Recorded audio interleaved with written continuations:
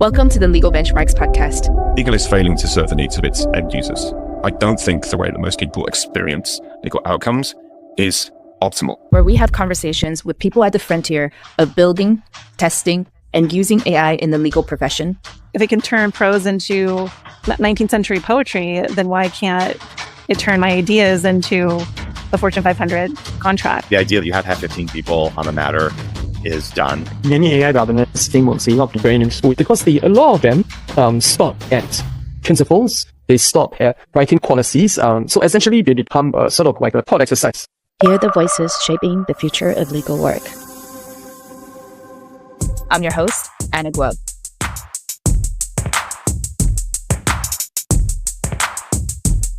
In this conversation, I'll be speaking to Celia Rensvold, who is a director of legal AI transformation at a US technology company. In our super candid conversation, Celia shares the AI use cases that work really well for in-house legal teams. Let's dive in. Celia, so happy to have you with me in the studio today. Before we dive in, I would love to learn a little bit about what you're working on these days, apart from being a really valued advisor to Legal Benchmarks, and also posting all of these amazing tips about how to use AI as a legal counsel on LinkedIn. Yeah, well, thank you for having me, and I really appreciate it. I always love talking with you, and I could talk AI all day long. Yeah, I'm a lawyer. I work in-house. I've been in-house my whole career. Consider myself to be a generalist, but if I were to kind of place a label on myself, it would probably be product and commercial counseling, with a little bit more of a lean on the commercial side. And about 2 years ago, I remember my husband kind of bringing home, so to speak, this new tool. And it was called ChatGPT, and he was using it to write, copy like a pirate, speak like a pirate, or write it in a poetry. And he was just kind of laughing at it, and he was just having fun. He set it aside. He didn't think much of it after that. And I just thought to myself, this is huge. This could totally change. My whole career as a commercial attorney is based in how to write things different, how to say things a little bit differently, how to add some nuance here, or just change a phrase over here. And why haven't I heard about this? Why am I not using it right now? And it's kind of just changed my whole career. Wait, I am a little bit surprised here. So your husband, who's an engineer, I didn't think much of it in the beginning, and you were the one that first reacted to say this was going to change the legal profession? Yeah, well, he definitely has a healthy respect for AI, and he's a power user and whatnot. But I think at first he just thought of it as a toy, and I think a lot of people did, right? They weren't really sure what the use cases were. They really didn't understand how it could really permeate into all the different areas of your life and of your profession, of how we operate as society. I just was looking for a way to kind of reduce my workload, particularly my cognitive load. And I just thought, if I know what needs to be drafted in an agreement, I know when something sounds fishy in a product that I'm counseling on, an issue that someone's brought up to me, like a client has brought up to me. So I just need something else or someone else to kind of help me do the more operative work of maybe drafting something a little bit differently, or coming up with explanatory comments, for my agreements. And because it weighs on you so much when you have so much work, right? And so many, particularly in-house teams, I think are just overloaded and just have a ton of work. And so I thought it'd be amazing. If it can write like a pirate, why can't it write like a lawyer, right? If it can turn prose into 19th century poetry, then why can't it turn my ideas into a Fortune 500 contract? One of the there's two interesting things here I would love to double click into. The first, you mentioned that in the beginning, people were seeing it more as a joke, like something that's fun, that you can create a poem or a joke or talk like a pirate, but they didn't know what the initial use cases were. I'm curious what your initial use cases were within the legal domain. Right. Yeah. So my first use case was probably, it's hard even to recall anymore, but it was probably something regulatory. I probably needed to just look up something and just get an answer really quickly. I want to say it had to do with allergy postings and menus. I want to say that had something, what the local laws were about that. And I just wanted a quick answer. But I think that was probably my first legal use case. I had been using it kind of on a personal level up to that point. But I think that's where a lot of people get stuck. For people who maybe are new to AI, is, okay, I understand it has capabilities, but how do I even use it? And that's really where I got into posting about how I use AI as an attorney, as an in-house counsel, because the questions that I got from my colleagues and my friends in the profession were, wait, you use AI? How do you even use it? Because they keep telling me here I should probably use it, and I don't even know how. And I couldn't even explain it to them because by that point it had become just part of my daily work life, right? Like it just every workflow had some type of AI use in it. I just incorporated into so much of my day to day. So I started trying to really think about how I used it and trying to, I guess that was kind of the early stages of me mapping workflows, which is now something very ubiquitous. But at the time, I hadn't really thought about mapping my workflow before. You get a contract that comes in and you just start, right? Like you don't, you don't really think about it too much. But when you want to start automating things, you want to start kind of changing what that workflow looks like and identifying pain points, you have to map those workflows. And at the time, like I said, I hadn't really thought about it. I just used it so much that I started sitting down and, looking at a contract, looking at AI, and then looking at the prompt that I used and what the situation I was in, and then saying, okay, I can do a post about that. And then my friends can see it, and then they can start adopting it, and then they can, hear themselves that way. And that way I can actually show them how I use it instead of just saying that I do, right? And so I think the post that I did at first that got the most traction was checklists. And I didn't even really use checklists at the time, but I knew a friend of mine who had kept bugging me about how to use AI. Can you teach me how to use AI? She used checklists. She was really great about keeping a checklist for all the different types of agreements that she looked at, keeping a checklist for all the different type of regulatory issues that she had to advise on. She would, refer back to that checklist. I'm like, well, if you just had AI match things check things against your checklist, like that would save you so much time. So I did that post kind of for her. I don't know if she's ever used it, but I think other people probably did because, it really resonated with a lot of people. And then I went into a company that basically had a checklist that they kind of gave to all their attorneys instead of playbooks. And it's worked out beautifully to use that checklist with. That's amazing. So you mentioned legal research was one of the first use cases, and then checklists is also another one that's very low hanging fruit. What other use cases have you found it easy for different legal teams to start out with? And I'm also curious, like which ones you thought was easy, but wasn't as easy as you thought, or like vice versa, something that you thought, no, it's probably not a good use case in the beginning, but turned out to be a great one. Yeah, I think another use case that I kind of found people find useful is explaining risk in a real world way. So it's just so easy for so many commercial attorneys to get hung up on indemnity and limitation liability, and then they get to a stopgap. They can't go any further, so they have to go get some business approval, maybe on a liability cap or something. And it's just unrealistic to expect our business people to completely understand the implications of that language.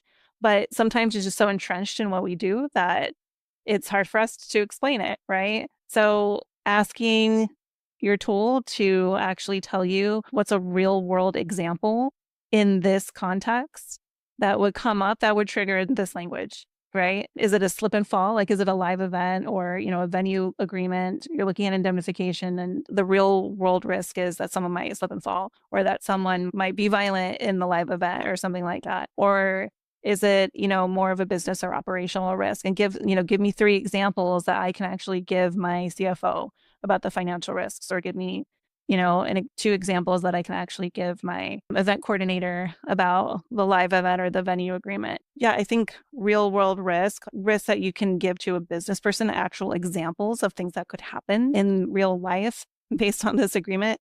That's a great use case I find a lot of people get mileage out of. What are some use cases that seem like a no-brainer upfront to use AI for, but then turns out to be a huge pain in the butt when you actually use it? I think identifying how risky something is, asking AI to put an agreement or situation into a risk bucket, a high triaging risk. I'm sorry. Exactly. Yes. And that is, a lot of, not first steps, but it's a very important step in a lot of workflows that attorneys have, is understanding the risk and therefore how much time I really need to spend on it, how much I really need to push back on it. But I find that AI doesn't always do a great job of understanding that risk. It somewhat depends what tool you use, but, and if they get it wrong, it just has cascading effects, right? Especially if you've already started to automate your workflow based on that information. So, you could get it right, but it has to have a lot of context. You just have to really kind of workshop those prompts for it to really give you a good result in understanding if a risk is high, medium, or low. You really have to give it the context. You have to give it your risk tolerance. And I think sometimes when we're used to using AI in our work life, we start doing like lazy prompting. We start kind of getting a sense of what it can understand and what. So, you see some of my posts when I first started posting, and there are these big meta prompts. They're so like these markdown language and they're so pretty, but eventually you kind of realize, you start seeing that the output doesn't necessarily make a huge difference if you just kind of ask it a straight question. And as you use it more, you get a sense of when you need to do a more comprehensive prompt and when you can do a lazy prompt. And so you get to that stage and then you go to ask it the risk and you think that should just be a straightforward question. How risky is this? And how much time do I need to spend on it? How much do I need to push back? And then it comes back with an answer that doesn't really compute, it doesn't really match with what your experience might tell you. I find usually legal AI particularly will tell you that a risk is higher than it actually is. And so then that has cascading effects downward, because if you have different playbooks or different checklists or just different actions that you take, as we all do, depending on that risk, it's going to kind of just dislodge that whole downflow on the workflow. So, that now it's used the wrong playbook. Now you're spending a couple hours on it. Now you're escalating your issues when maybe you could have just signed it as is, or or said yes to your business person. So yeah, I think that's probably one thing that people don't watch out for as much. That's a great one. I didn't even think about that because triaging seems to be one of the initial use cases that every single AI solution say they can solve for users, right? Even for Claude's initial legal plugin demo, the first batch of tasks they said they would solve was NDA triaging. So Sure. But they can't read your mind. That's probably, the number one rule of AI is it makes mistakes, right? The number two rule is that it can't read your mind. You've got to give it context. It has to know who you are, and to know who you are, you have to tell it. So tools that have like company profiles and where you can really fill out that company profile, tools that have features that have initial instructions or system instructions that are added as context to all of your prompts or anything that you run through it, that can be really helpful. So you don't have to constantly restate who you are and how you think and what is high risk to you and what is low risk to you and what you care about and what you don't care about, right? So I've been at companies that they always strike arbitration language. And I've been at companies that say, we always have arbitration language, so you have to just give it that context. And it can be, you can put it in a prompt library, but I think it's even better if you can have system instructions or a company profile that can just automatically add it to the context, even if it increases. So you've been exploring AI and use cases for AI in the last 2 years. You've just identified a few really great use cases and a few seemingly great, but then, not as good as it seemed use cases. What are some examples of use cases which you think is a hidden gem, but like more of like under tapped at the moment that actually has great utility, but don't get talked about or used enough? So one hidden gem for me, it's a little bit more broad. It's kind of, I think what a lot of people don't realize, like we use AI so much as a tool. Like we just want an answer, or we just want it to draft the language. But where it can really make a difference in your practice and in your career and how you develop is helping it, teach you how to think. And that's where I think we don't go there enough with like the conversation on junior attorneys and what AI does for junior attorneys, paralegals, contracts managers, kind of that slightly more junior work that some legal professionals do. We just think, AI, I guess, is just going to replace them. And we don't think about like what it could actually do for them. The issue is not, can it do their work or not? The issue is, reframing those positions. I'm sorry, I'm going off on a tangent with it now, but reframing those positions to, different types of training than they might have traditionally had. And with AI, I think training those positions on how to think, and also for experienced attorneys, we always have to develop how we think about things. So asking AI to challenge you, asking AI to take the role of the counterparty, these are things people know. It's not necessarily a hidden gem, but people don't on a day-to-day, when you're just trying to get through the day, you're just trying to get your agreements out the door, or emails responded to or Slack's responded to. You don't have time to sit there and do personal development where you're asking AI to act as if you're the counterparty and challenge my thinking. But if we were just to spend a little bit of time doing that for each assignment, or even just like the bigger assignments, I think we would get a much better result. And I think we would see AI less as a productivity tool and more as a growth tool. Do you think it's more important for this generation and the future generation of lawyers to know to use AI as their primary skill, or do you think it still matters more for them to be a good lawyer in the traditional sense? So would you rather hire a mediocre lawyer but knows how to leverage and work with AI tools, or would you rather work with a really great, amazing lawyer, but is really bad at using AI and doesn't really want to use it that much? That is a Sophie's choice. That's just like, I don't want either of those things, right? I want someone right in the middle. I think, going from like, I don't know what the statistics are, but anecdotally, I think going from beginner to like mid-level, AI is extremely helpful. Going from, a mediocre to like competent, AI might be kind of helpful, but going to like really good, going to excellent, going like changing the way that you think, that is something that it's just, there has to be kind of a perfect storm of events that happen, tools that are at your disposal, of knowledge that you've collected, of people who've mentored you. And, it's just, there's not like much of a replacement there, but AI just kind of min-maxes you at that point, right? Like it can really just max you out if you're already an expert. But I don't think there's room anymore for anyone to come into this space and not understand how to use AI and not start incorporating it into their workflows. Now, of course, statistically, probably most attorneys are not using AI, right? Like you and I, we kind of live like in this echo chamber of all these people who use AI every single day and how they incorporate it into their workflows and how they build workflows around AI and what that means.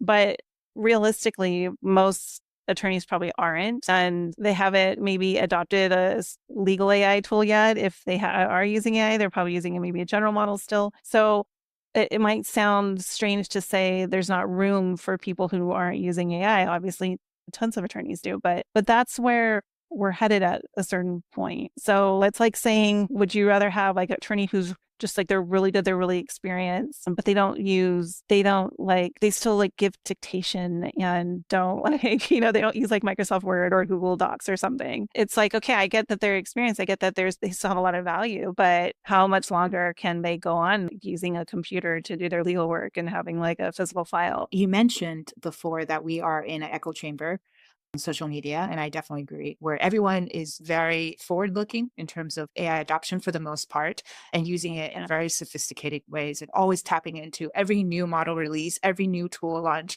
to the degree that I don't know how you feel, but sometimes I'm just overwhelmed, and I can feel very, very anxious sometimes because it constantly feels like I'm behind. But outside of this bubble, and you are in such a great position to say this because you do work on driving AI innovation. Tell me, what is it like in the real world of legal AI adoption right now? There's 3 levels, and that's just my opinion. If you look at people like Helen Fan, she kind of describes the levels of AI use in legal field more eloquently maybe than I do, but I kind of consolidate it into 3 different levels. And it's kind of traditional legal work, right? Probably little to no AI use. If they do, it's probably like we're just replacing Google to some extent, and that's about it. And then AI enablement, which is your normal workflows, just how you normally work, but you put AI on top of that, right? It just facilitates your typical workday. Don't see a lot of time savings usually there, but maybe you see a lot of mental load, cognitive savings, and things go a little quicker for some issues, maybe like for research or something like that. And then you see maybe completely AI native, like an AI native legal team, and that is harder to come by. We don't see that as often, but that's where the workflows are completely centered around AI as opposed to AI facilitating the workflows you already do. The workflows have been mapped, the pain points have been identified, and AI now is kind of the center of your workday. It's maybe there's legal AI operating system that all work operates within, right? It just completely changed how you work. And I think that some of the issues with legal AI adoption is this expectation that maybe your superiors, maybe your CLO or your GC or your head of legal, whatever, they've heard how AI works. Maybe they have a mandate from their boss on how they need to start incorporating AI. Usually that mandate is vague, like use AI more, hire less people, right? Like that's the mandate it comes down to, and that's it. And so they've heard what it can do, kind of. And so they think, all right, so let's do it. Let's be AI native. So go, right? And maybe they even like go out and source a tool and they get a tool and now they have a tool and now they think, that's it. That's all I have to do. But that's not, I would not put a team that just has a tool as an AI native team, right? I would probably still look at them as traditional legal work until I see what their adoption rate is on that tool and how they're using it. And where most teams are is not how can we jump over those levels and get over to AI native. That's asking so much of a team where you have people who maybe have never used AI for legal work, or they've just used a general model and, occasionally, right? It's those teams really are struggling just to make the jump from traditional legal work to being an AI enabled team. And I think that's part of the lesson. If you're a strategist or if you're the legal ops person on your team, or if you're hired to kind of just do that transformation, I think that's a good lesson that you can't force it, push everybody to AI native tomorrow, right? Your boss might think you can, but you're going to go back to them and give them the framework. You're going to talk about cost. You're going to talk about investment, and you're going to talk about how long it takes. And anything that costs more than a certain amount and requires another headcount to be like a project manager to this whole, and that takes less than, 3 months, like a quarter basically, is going to feel like a really big obstacle to them as a leader of the organization. And so they're going to settle somewhere that's a little bit lower than that. And I think that's the lesson is like, if you're that person, if you're the strategist, if you're the legal ops, whatever, the person that's hired to do this, you have to meet your team where they are. If you have people who say, yeah, I use AI, but they're just, I don't know, they're using it to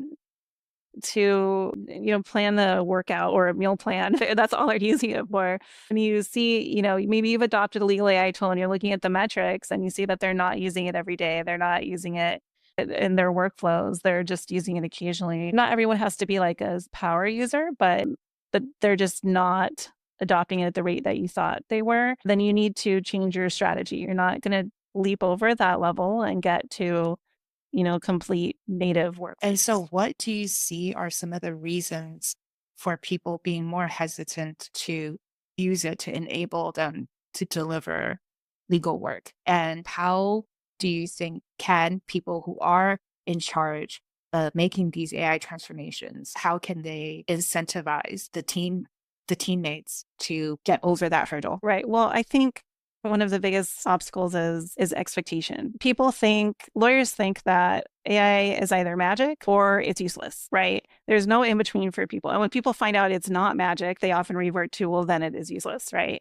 And it really comes down to, I think, friction is where those expectations get kind of altered. Is they don't realize that they kind of have to learn a new tool. They might have to do some training. They have to do practice. It has to be an AI practice. They have to really use it every day to expand their understanding. And then you have the lawyers who are very skeptical and they think, well, it doesn't understand the nuance. I put something in once, it didn't understand the nuance. And so it's not as good as what I could do. It's not as fast as what I could do. And I don't need to use it. And that also is a failure to understand. It's a failure of expectations, right? How can you bridge that expectation or reset the expectation for the skeptics out there in order for them to be at least a bit more open to experimenting and overcoming that friction point? Yeah. I think training is actually really helpful. It's boring. It's the boring way to go about this. Again, it's kind of, think about someone who doesn't understand AI at all. Usually not the people who are very skeptical. Usually those people have maybe given it a try and they see that it doesn't always understand the nuance. And so they think it's kind of useless. But if you think about someone who doesn't understand AI at all, I'm often very curious about, for example, AI usage among like boomers, or my mom. And I'm curious about people who are in the corporate world, like they're maybe laborers or skilled laborers, like how are they using AI? And some of them may not have to use AI in their daily life. How do you get them to use AI? You have to train them on how it can be used, what those use cases are. You have to give them the prompts. You have to tell them, use it for this, use it for these reasons. So it's really just kind of real baseline training. And we have someone who is resistant or skeptical. We have a lawyer who says, it doesn't save me time, so why should I use it? I can do it faster, or it didn't understand the nuance this time, so why should I use it? It's not as good as my own brain. And it's not as good as your own brain. But you kind of have to treat them the same way, even though they might be at a higher level of AI use, they might understand it a little bit better. You need to give them the prompts, give them the use cases. One way I drove adoption amongst one person I worked with was every time they talked to me about an issue, I said, "Hey, I could help you with that. Let me show you how I could help you with that." And yes, became this broken record to them. And I have an idea. Finally, Why don't I give you the common pushbacks that people would have? And then we can just do like a mock session where I would give you a pushback. You tell me how you would persuade someone that has that kind of comment. Would that work? Yeah. Based on what you just said, because I think this is super fascinating. So the first scenario is, AI made mistakes and it hallucinated the cases. Look at all of those news updates of Sullivan Cromwell and all of those other firms with hallucinated cases. If it's not 100% accurate, I don't want to use it. Right. I mean, yeah, that is definitely something I've heard before. Interestingly enough, I've heard it from people who still use AI every day, but they still just are seemingly resistant of kind of turning their whole workload into, an AI native workload. I think, first of all, acknowledgement. There's no reason to, sugarcoat it. The number one rule of AI is that it makes mistakes. Like, we all need to accept that. But I don't know any lawyer who doesn't make mistakes. That's probably the next thing that I always say to people. I don't think have I cited every single case correctly? I like to think so, but you never know, right? That being said, this is why you have states like California, the California Bar Association saying, look, we're not going to tolerate anymore people like just passing along their output essentially to the courts. Like, you actually, every time you use AI in the legal profession, you have to have a human in the loop checkpoint. I would probably emphasize that to the person, like, look, you still have to be a human in the loop. You still have to act as a checkpoint. AI is nothing without your expertise, without your license behind it. But that doesn't mean it can't be a helpful starting point. It's the difference between starting on a blank page and starting with a summary, right? If you can just look at that value, you're not expecting to get everything right in that summary, all the details. There might even be mistakes depending on who that summary comes from, but it is still infinitely more valuable than starting with a blank page where you're sitting there going, how do I do this? How you have to come up with a game plan yourself. So I think acknowledgement is probably the biggest thing on that, because the people that I get that say, yeah, it makes mistakes, so it's not as valuable as you think it is, they're kind of the people who are more fervent about that feeling, right? So kind of just, again, meeting them where they are and saying, yeah, you're right. It totally makes mistakes. What about it? So if it makes mistakes and have to check every sentence and every citation, then it's not really helping me save time. I'm spending more time now that I have to look and verify everything that's produced by AI. What do you say to that, Celia? Right. Well, that is contextual. The answer on that is contextual, because there are AI tools out there who will cite it for you, right? And they do it automatically. It's part of their fine tuning that anything you give them, they're going to give you the citation. So if you have one of those tools, the biggest thing would be to emphasize that functionality to them. Like, look, you can just click on this little button. It'll take you right to the citation. You can check it yourself, but you just can eyeball it with your experience. You don't need to sit there and spend hours reading it. So it's going to save you that time. For tools, people who are using tools who it doesn't do that automatically, it's not fine-tuned in that way, there's ways to prompt for that. There's ways to prompt for citations. And then always just falling back on emphasizing that, it's also just a matter of your own expertise. You're the human in the loop checkpoint. Are there any other common pushbacks that you would expect someone sitting in your seat to hear? Are there any other ways you address it? Because, for example, I've had some conversations with transformation leaders about how to address this. And they always mention there's both the carrot and the stick. For the most part, you seem to have gone the third route, which is just training. So I wonder if you also have, different tools in your arsenal to address different kinds of resistance or pushback. Yeah, well, I think lawyers are typically not technologists, and they don't want to have to learn a whole new tool to do work that they're already trained to do, right? So reducing friction is just the biggest thing. There might be a tool out there that the technology is so cool. If you adopted it today, you could be AI native in a few months, as long as you all got on board and you all use this tool. There are AI native tools out there, or at least tools that brand themselves to be AI native, kind of legal department front desks or operating systems. But if your team is not going to use it, your team's not going to go in that direction, right?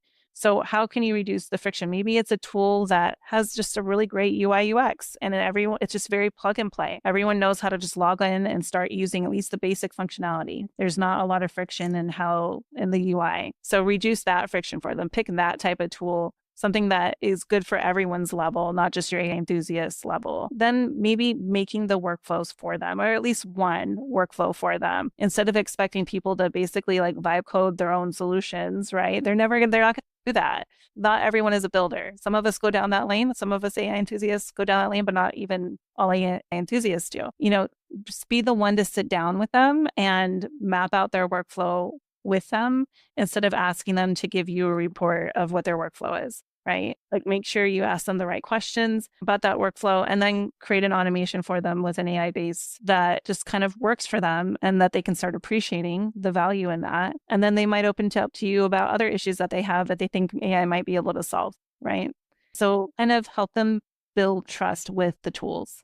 And so based on your experience thus far, where do you think most teams are at the moment outside of this legal tech and Silicon Valley bubble? Are most legal teams still working with general purpose applications? Are they still not even officially using any tools, or are they already stacking and using a legal AI tool plus, general purpose solutions? What is it like out there in the market right now?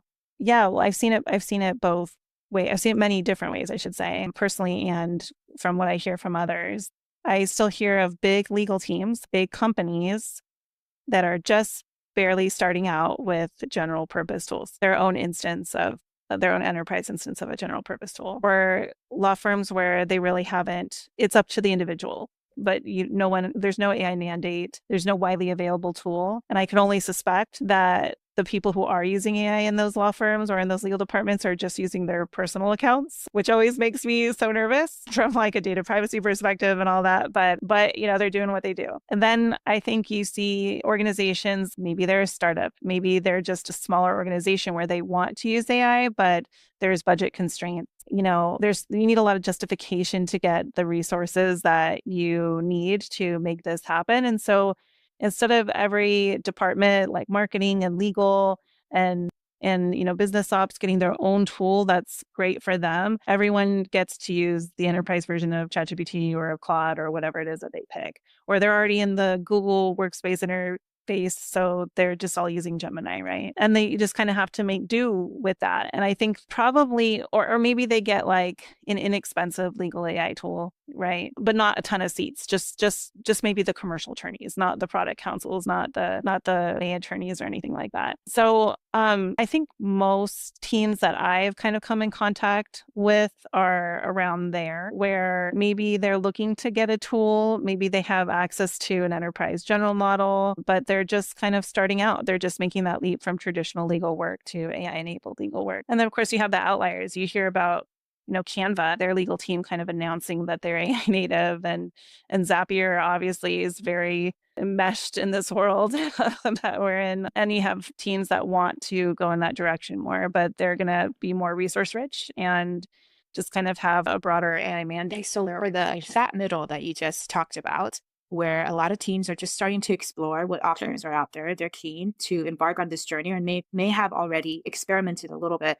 What do you think is actually the most challenging question or the most important question they're struggling with right now? Because we talked about use cases being one of the issues that you have to tackle. We talked about change management and how do you get your teams to actually start using these tools and trusting these tools is one challenge. But then the market just continuously develops and there's so many new decisions that you have to make. For instance, it used to be the purpose-built tools are superior because they have all of these workflow integrations and all these customizations.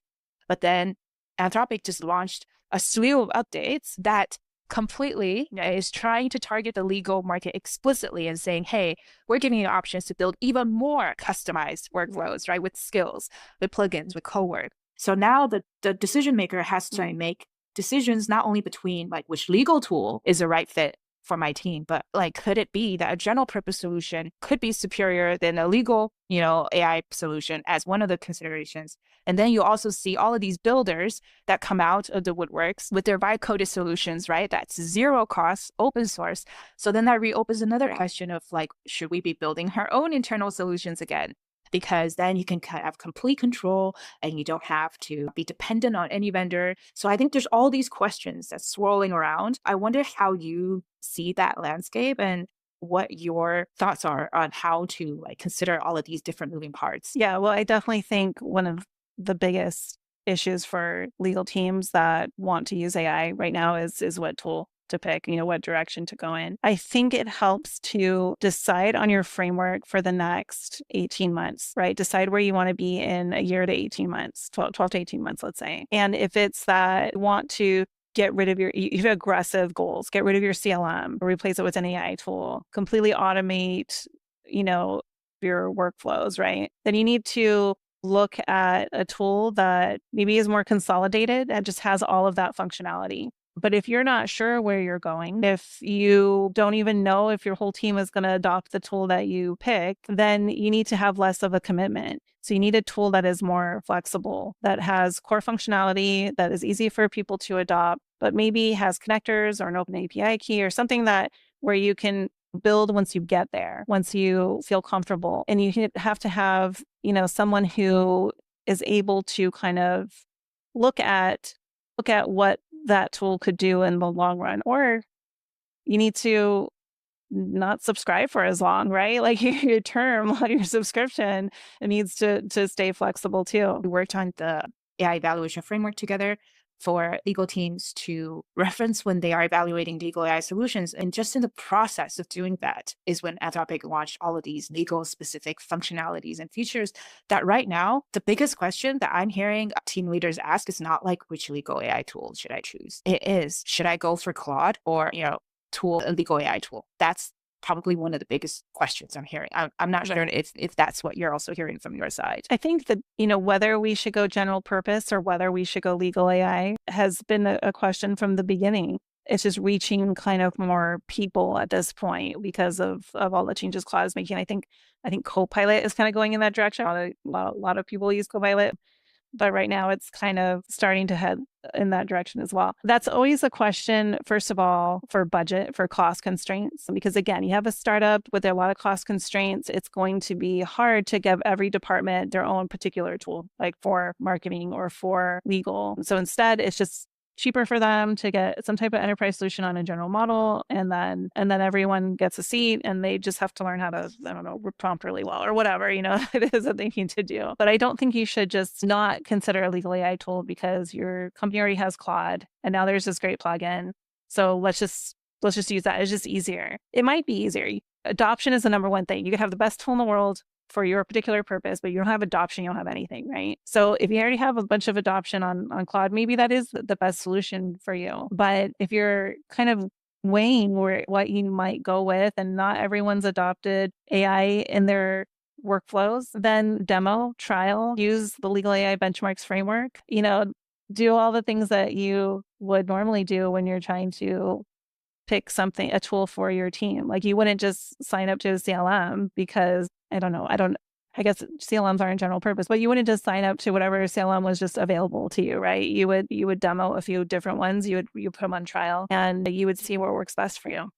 You should look at AI. So I'll say over the last 2+ years of exploration into AI, I wonder what are some things you have changed your mind about, if there's any, whether you have also realized, like firmly believed in something that you later on have evolved thoughts or think that actually wasn't right throughout this process. Has there been anything, any opinions? Yeah. I used to think about legal work, using AI in legal work the way a lot of people do. I thought about it as, commercial first, right? Contracts first. I saw that there was value in other areas, but I thought, legal research, that's probably pretty good. So if you're like a regulatory attorney or something, but I definitely thought commercial first. And I thought too that I wanted to outsource some of that legal analysis, right? Whether it be the drafting or the risk or whatever. But what I've come now to start to look at and want more of in my life and my practice is kind of the legal front desk, kind of that intake layer. There's a lot of tools out there right now. They're automated tools, not AI tools, that overpromise and underdeliver when it comes to kind of legal intake, when it comes to legal administration or the operations side of a legal department. And I just never really thought that AI could really help with that. I thought AI was a central portal, and that's where you put your input and it gives you some type of output. And that understanding has changed really dramatically. Probably started changing about 6 months after I started using AI. So about last year and a half to 2 years, it started to really change dramatically for me. That that there's so many different parts of the workflow. There's so many different parts of the legal work that AI can help you with, that AI can kind of remove the stress from, even if it doesn't save time, that it can further reduce your cognitive load, not just from your legal analysis and how tired your brain gets at the end of the day from having to just constantly, make high risk decisions and give legal advice in general, but also the administrative aspect, that answering Slacks, the intake on questions, the keeping things organized, the status updates. I've seen a slew of legal tools that just track your emails and track your Slacks and create folders and other types of organizational processes for your different situation issues or your different accounts, and then do automatic status updates on it. And that, I think, is just really valuable. That's kind of the lower level work that just eats up an attorney's time. Right. If you're an experienced attorney, you want to use your brain power where it's most, you want to target your brain power where it's most valuable.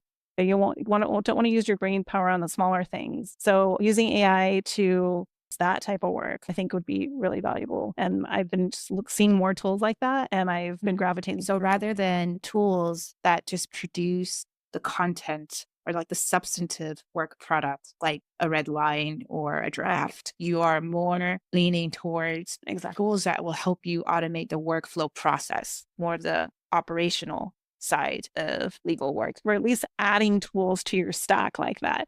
I still want the tools that help me with the actual contextual work. So you want everything. I still want a tool that will redline for me based on.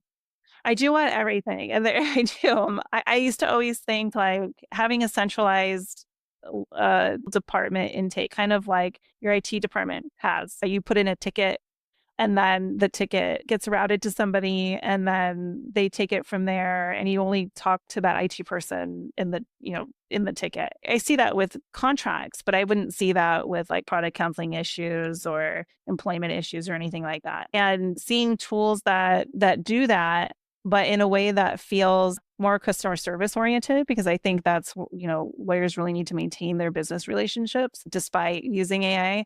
But seeing tools that will do that in that way, I think it's really valuable. And I think that it's a good layer in the stack. I think that's the next layer in the stack for me. And so what are the questions or challenges that you're grappling with now that you hope to figure out in the next couple of months, or you would love to tap on other experts in the community to learn from? Well, I think it's not just the next 6 months, right? I think I'm always looking on better ways to drive adoption, better ways to get people on board using their tool every day, because you pay for these tools. You have to derive some value from them. People who say, I love the tool, it's great, I totally will use it. But when you look at their metrics and you see that they've only used it twice in the last week, and then you see power users that have run 200 prompts in the last week, you kind of wonder, am I really getting the value out of that seat and paying the price of that seat from one person to another? So driving adoption, I think, is still a number one issue for most legal teams too, because again, most legal teams aren't AI native legal teams. They're trying to go from traditional to AI enabled. So that's a huge adoption issue. I think also understanding if we need to have a stack or if we need to have one consolidated tool, right? One tool to rule them all, or that can do everything, or do I need to get a tool that's really good at this and then another tool that's really good at that, and have a way that they talk to each other, have a tool that helps them talk to each other, right? An automation tool of some sort that can create a chain of a workflow. And then, do we then vibe code and build niche tools on top of that? Right. And it's so funny because I think when many of us started out with AI, it was just are you into AI or are you not into AI? And now there's so many lanes you could be in if you're into AI, right? And you don't necessarily have to be a builder, but so many people are going down that lane. I think it is going to be a part of, that legal ops function or that legal AI transformation, that it might come at the end. It might be that we adopt a tool first. We do workflow mapping and create automated workflows with an AI foundation. But then in the end, is there just this niche thing that we could build really quick that our tool doesn't do, but there's no sense in going out and buy it? buying a whole nother tool for it. So yeah, I think that's kind of the trifecta of things I'm looking at. Yeah. So I actually launched my new YouTube channel. It's called AI for Your Mom. And it's not a legal AI channel. It's a channel kind of for the everyday person. And it's just kind of like simple, straightforward, slow tutorials on how to use AI in your everyday life. So yeah, check it out. I will definitely do that. And also you can find Celia on LinkedIn as well. She regularly posts tips and learnings and observations of her own exploration as a legal counsel. And so with that, we'll close out for today and we'll see you in the next one. Bye.